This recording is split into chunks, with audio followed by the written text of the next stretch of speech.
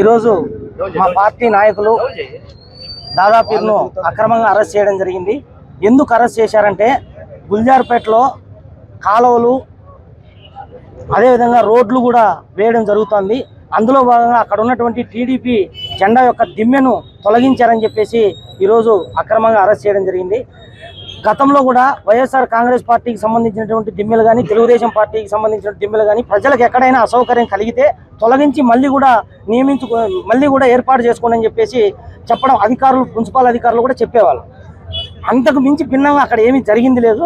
కానీ ఈరోజు గుల్జార్పేటలో దానికి భిన్నంగా ఎక్కడైతే కొన్ని వందల కుటుంబాలకు సంబంధించినటువంటి కొన్ని వందల ఇళ్లకు సంబంధించినటువంటి మెట్లు కానీ ర్యాంపులు కానీ అన్నీ కూడా తొలగించినారు.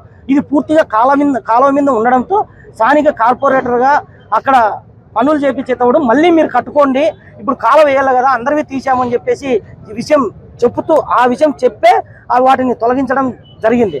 కానీ ఇక్కడ తొలగించేది కానీ లేదా ఇది కానీ ఏ పార్టీలకు కానీ ఇతరులకు కానీ సంబంధం ఉండదు. మున్సిపల్ అధికారులకు సంబంధం ఉంటుంది, అదేవిధంగా కాంట్రాక్టర్లకు సంబంధం ఉంటుంది. అక్కడ ప్రజల సౌకర్యార్థము తొలగించి మళ్ళీ పెట్టుకోండి అని దానికి అక్రమంగా అరెస్ట్ చేయడం జరిగింది. కాబట్టి అనంతపురంలో మనం చూస్తూ ఉన్నాం, ముందు నుండి అన్నీ కూడా విచిత్రాలే జరిగేది.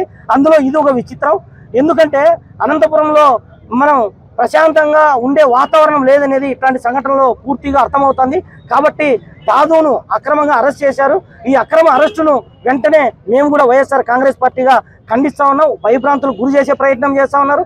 కాబట్టి ఒక మైనార్టీ నాయకుడిని అక్కడ అభివృద్ధి కోసము మనం మొత్తం ఇప్పుడు గుల్జార్పేట అంతా చూస్తే గతంలో వైఎస్ఆర్ కాంగ్రెస్ పార్టీ హయాంలో కూడా అన్ని కూడా రోడ్లు వేసాం. అదే పద్ధతిలోనే అప్పుడు శాంక్షన్ అయినట్టువే ఇప్పుడు రోడ్లు వేస్తా ఉన్నారు. ఒక కార్పొరేటర్ వాళ్ళ తల్లి కావడంతో బాధ్యతగా అక్కడ అసౌకర్యం కలుగుతుంది, మళ్ళీ పెట్టుకోండి అని దానికి అరెస్ట్ చేయడము ఏంటని చెప్పేసి కూడా మేము వైఎస్ఆర్ కాంగ్రెస్ పార్టీగా డిమాండ్ చేస్తా ఉన్నాం.